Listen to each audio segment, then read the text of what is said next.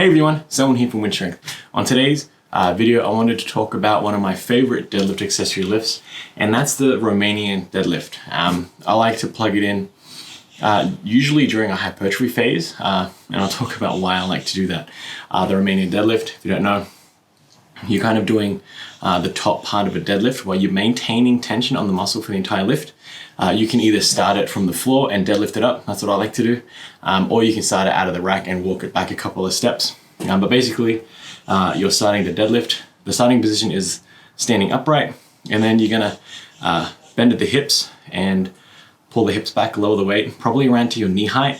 This will depend on your flexibility. You can go as far down as your flexibility allows. If you start to turn it into a regular deadlift, then you might have to look at standing on a deficit because you've got some really good flexibility, or you're no longer hitting the Romanian deadlift in the true sense.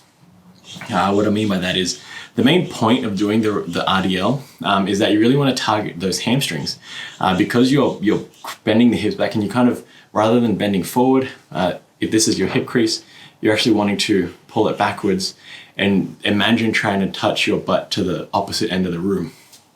That's kind of the movement pattern, while you're keeping those knees somewhat straight but loose.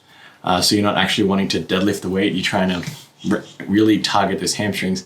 And by keeping that back, keeping your lower back locked in place and your knees somewhat straight but loose, you're really going to get some really good tension on the hamstrings.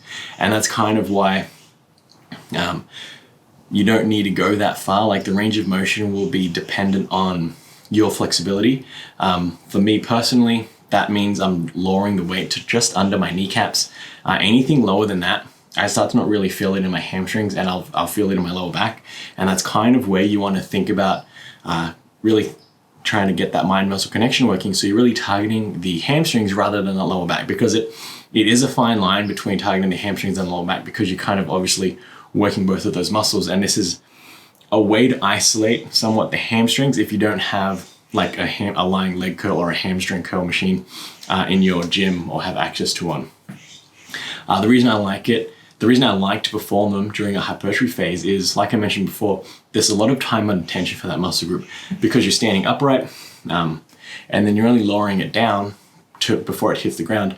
You're effectively holding that weight the entire time. So there's really the only time that you're not tensioning the muscle as much is when you're standing upright. Other than that, you're kind of loading that muscle for the most part all the way through that lift.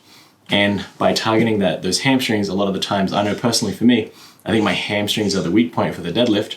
And I do like to use this moment in the hypertrophy phase to really target those hamstrings and kind of beef them out a little bit when we get ready to move on to a strength phase. I think when you move on to a strength phase, you can do other lifts like deficit deadlifts or like block pulls, a little bit more specific to that type of training. So I really enjoy doing RDLs for that hypertrophy phase because we're getting that extra pump in the hamstrings. And I think that flows on well, and it'll help you move through to the regular deadlift when your phase calls for that. And finally, one tip for the RDL that I like to use is to keep the weight on my heels. This is one of those movements where I prefer personally to not have balance across the entire foot. I definitely like to maintain that weight on my heels. That way it cues me to really stretch the glutes back and try and hit the opposite side of the room. That way you're not kind of leaning forward into the lift, you're kind of leaning a bit more back towards the lift, and that'll help, again, just target those hamstrings, because it is just a deadlift, we're trying to change the way we do the movement in order to change the muscles that are getting activated. It's an inefficient way to execute a deadlift, but that's by design because it does target the hamstrings and it helps to take that stress off that lower back. So it's not really engaged as much as it would be during a regular deadlift.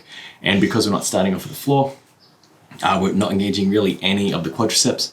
So again, I like to load this up, probably at least 8 reps.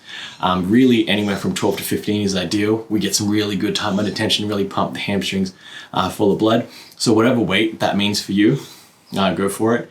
I don't really think it's necessary to do like 5 and under for the RDL, because again, we're not trying to build strength in the Romanian deadlift. We're trying to use it as a tool to help build hypertrophy and build muscle in the hamstrings. So hopefully that helps you with your training. This has been Selwyn from WynnStrength, and remember, a better life through strength.